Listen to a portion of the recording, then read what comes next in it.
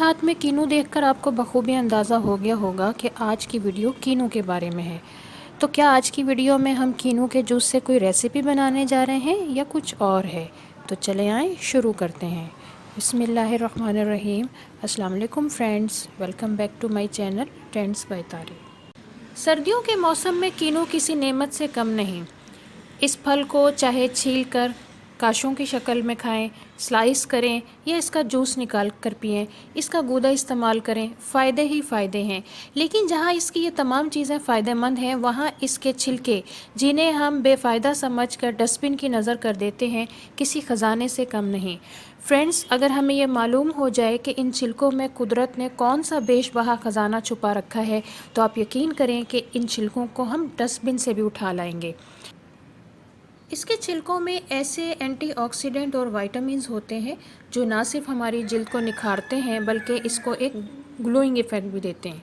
तो चलें आए जल्दी से शुरू करते हैं। और कीनू के बज़ाहिर नकारा नज़र आने वाले छिलकों से आज हम सिंपल क्लिनजिंग करेंगे, फेस शाइनर बनाएंगे, ऑरेंज पील पाउडर बनाकर उस ऑरेंज पील पाउडर की मदद से हम अपनी स्किन वाइटनिंग क्रीम और फेस मास्क तैयार करेंगे। तो चलें शुरू करते हैं। चलें फ्रेंड्स, सबसे पहले सिंपल क्लिनजिंग कर लेते हैं। और सिंपल क्लिनजिंग के लिए हम छिलके के इस अंदरूनी हिस्से को जो सफ़ेदी माइल होता है अपनी जिल्द पर आहिस्ता आहिस्ता रब करेंगे। और जैसे जैसे हम रब करते जाएंगे इसमें मौजूद नमी और इसकी मशहूर कुन खुशबू हमारे रगो पै में एक राहत सी भर देगी। 5 से 10 मिनट क्लिनजिंग के बाद हम ठंडे पानी से मुंह धो लेंगे। और फ्रेंड्स, इस छिलके की रबिंग के बाद आप ख़ुद अपनी जिल्द पर एक वाज़ेह फ़र्क महसूस करेंगे। चलें अब बाकी छिलकों को दो हिस्सों में तकसीम कर लेते हैं। आधे छिलकों का हम पील पाउडर तैयार करेंगे और आधे छिलकों से हम फेस शाइनर तैयार करेंगे। पील पाउडर तैयार करने के लिए हम छिलकों को पहले बारीक बारीक काट लेंगे ताकि ये आसानी से सूख जाएं। अच्छा, वैसे हम इनको डायरेक्ट भी सुखा सकते हैं, लेकिन क्योंकि ये बड़े टुकड़े होंगे तो डायरेक्ट सूखने में टाइम लेंगे। तो बारीक बारीक हम इसलिए काटते हैं ताकि इनमें से जल्दी नमी निकल जाए और ये जल्दी सूख जाएँ। फेस शाइनर बनाने के लिए ये मैंने एक देगची ले ली है और इस देगची में अब इन टुकड़ों को मैं मोटा मोटा तोड़ कर डाल दूँगी।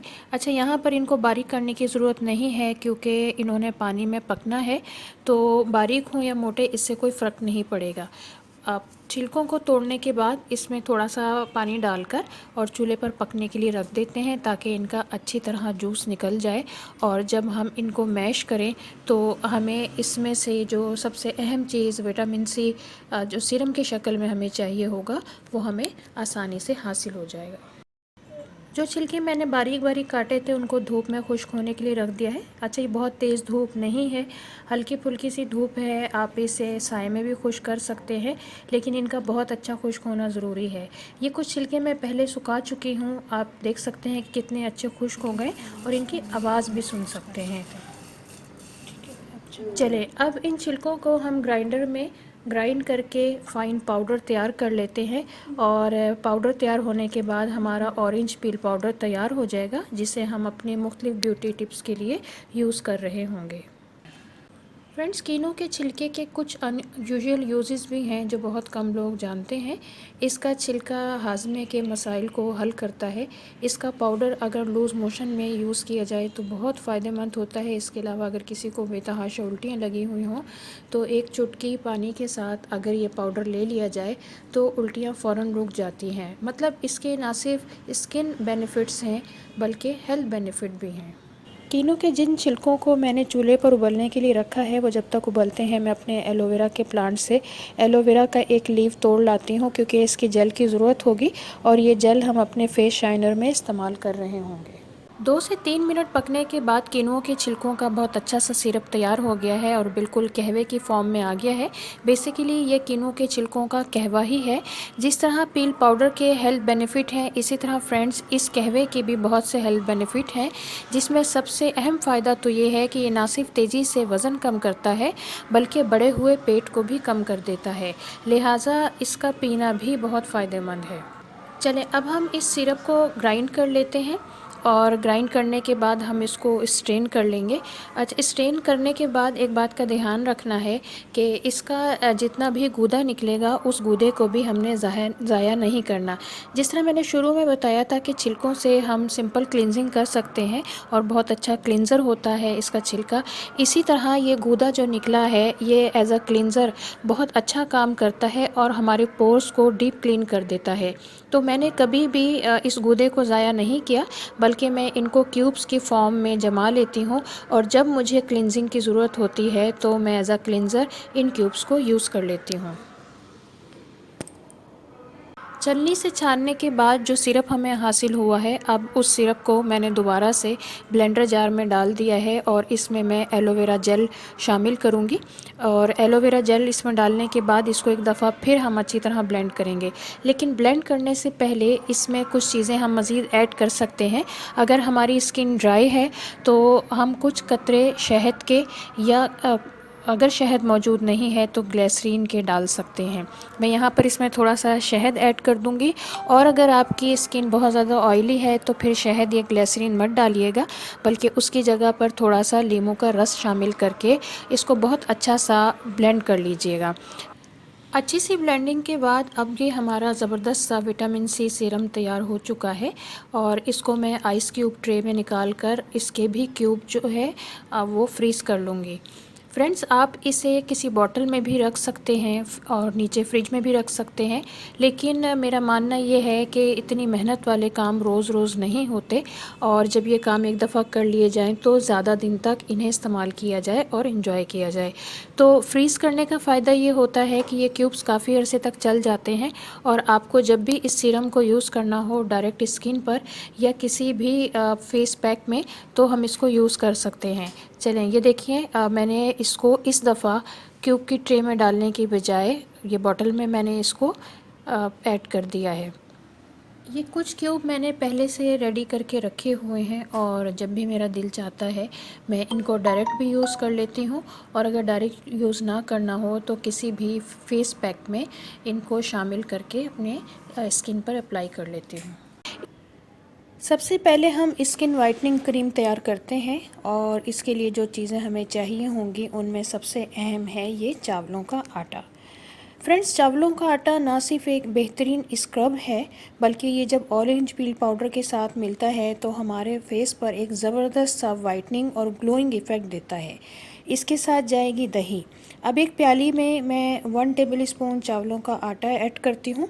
चावलों के आटे में 1 टेबल स्पून ही ऑरेंज पील पाउडर जाएगा। ये दोनों चीज़ें आप अपने फेस के लिहाज से कम ज़्यादा कर सकते हैं। इन दोनों चीज़ों में 2 टेबल स्पून दही ऐड करेंगे।